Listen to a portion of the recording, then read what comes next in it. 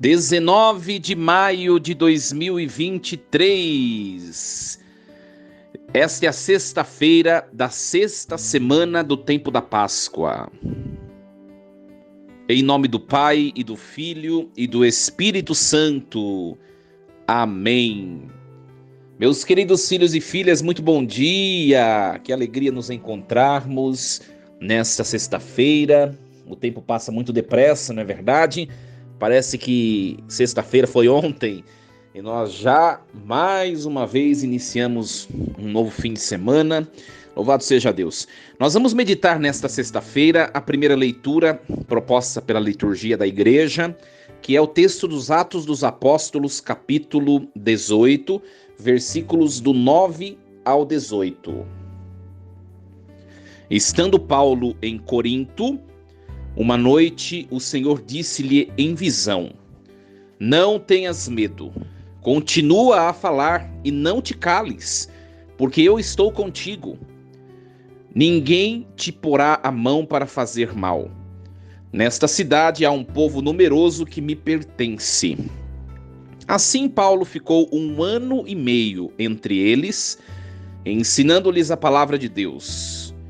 Na época em que Galião era procônsul na Acaia, os judeus insurgiram-se em massa contra Paulo e levaram-no diante do tribunal, dizendo: este homem induz o povo a adorar a Deus de modo contrário à lei.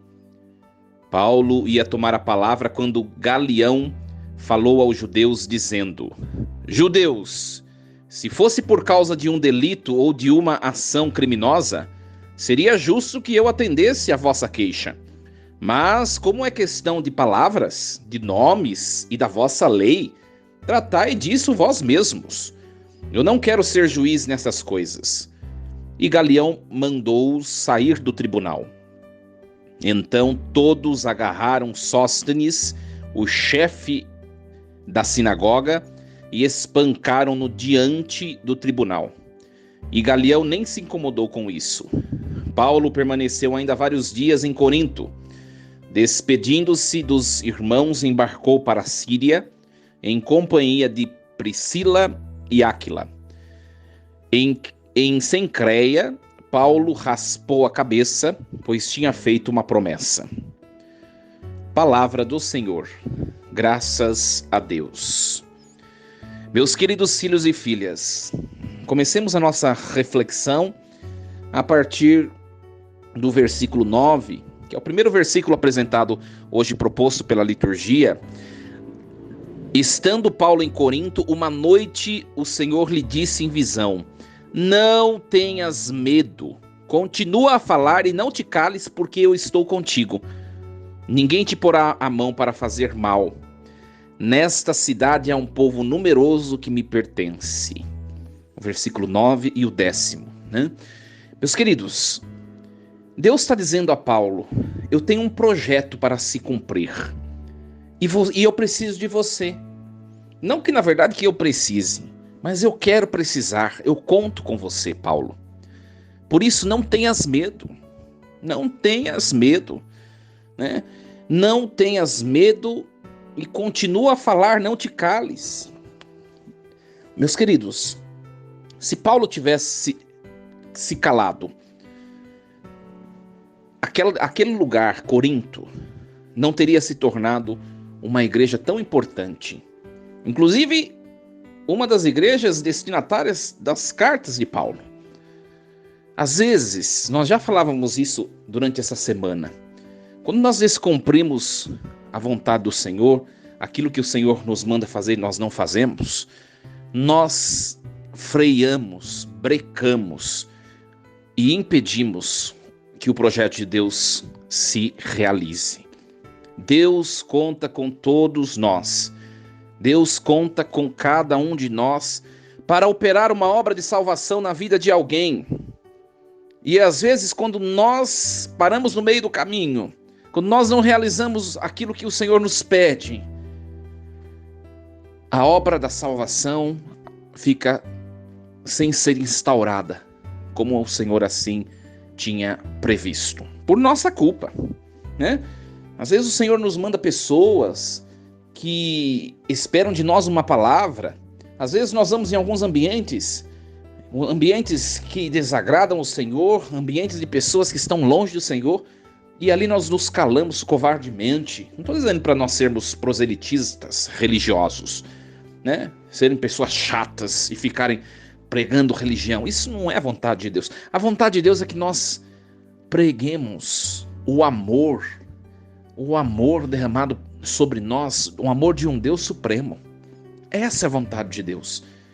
O nosso jeito de ser, o nosso jeito de falar, o nosso jeito de viver, o nosso jeito de nos relacionarmos com as pessoas devem manifestar esse amor, de modo que as pessoas comecem a enxergar em nós uma transformação. Nossa, mas você não era assim.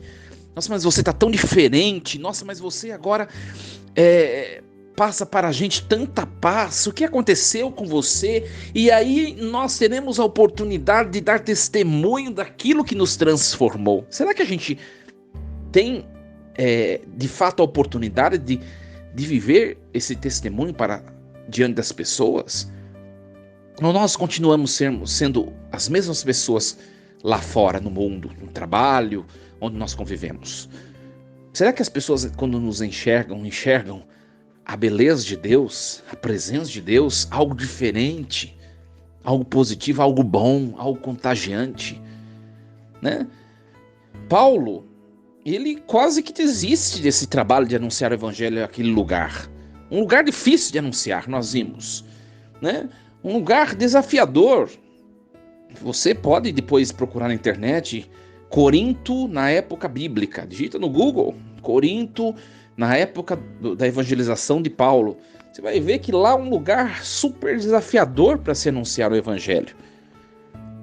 E a gente fica se perguntando, nossa, mas onde que eu vou assim para poder realizar essa palavra? Não precisa ir muito longe, né? Deixemos nos transformar onde nós convivemos, primeiramente na nossa casa.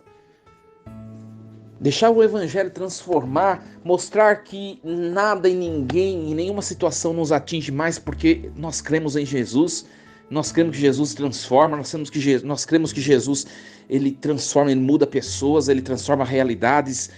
Nós cremos em Jesus para quem tudo é possível e não há o impossível.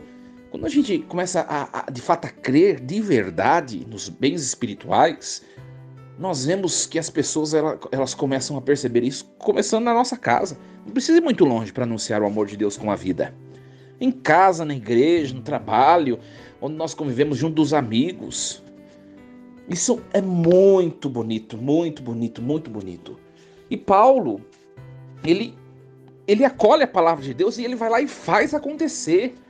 Ele é levado no tribunal, né? Nós vemos que no tribunal se discute o que vai ser feito com Paulo. E ele, lá com toda certeza, ele crê na promessa de Deus, falou que ninguém ia fazer mal algum a ele. Não era o momento dele morrer ainda. Então ele estava tranquilo. Será que quando a gente está no caminho de Deus, a gente confia de verdade em Deus?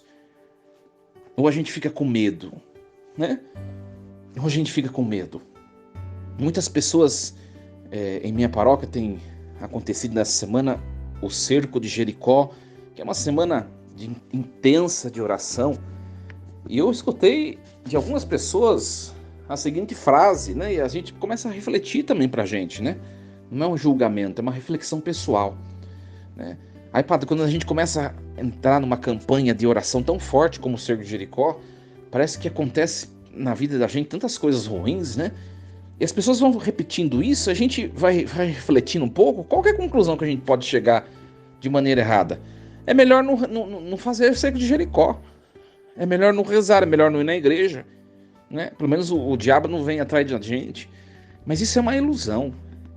Porque na provação, Deus derrama bênçãos por acréscimo, né?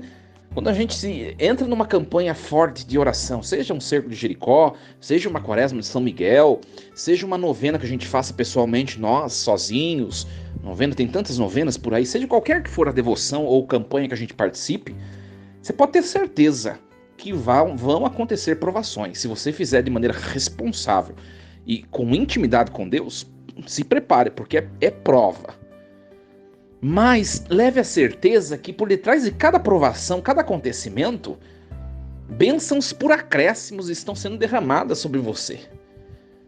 Aquela prova, ela é ínfima, pequeníssima, pequeniníssima, perto da bênção que Deus está derramando pelo seu esforço e pela sua penitência espiritual. Paulo tinha essa certeza, por isso que ele continuou falando, ele anunciou o evangelho, ele não temia ninguém, ele só obedecia a Deus, que ele sabia que Deus iria sustentá-lo e que coisas grandiosas iriam acontecer por meio da sua audácia, da sua coragem. Aprendamos com Paulo e sejamos nós também audazes nas questões espirituais, nas questões divinas. Às vezes a gente se arrisca tanto nas coisas do mundo, na busca do dinheiro, dos bens, em viagens e tantas outras coisas, e nas coisas de Deus a gente é muito tímido, muito frouxo, muito morno. Se arrisque em Deus, permita-se ser instrumento de Deus, aonde você convive, aonde você trabalha. Que Deus assim nos ajude a interpretar, a compreender essa palavra de hoje. Meus queridos, um excelente fim de semana.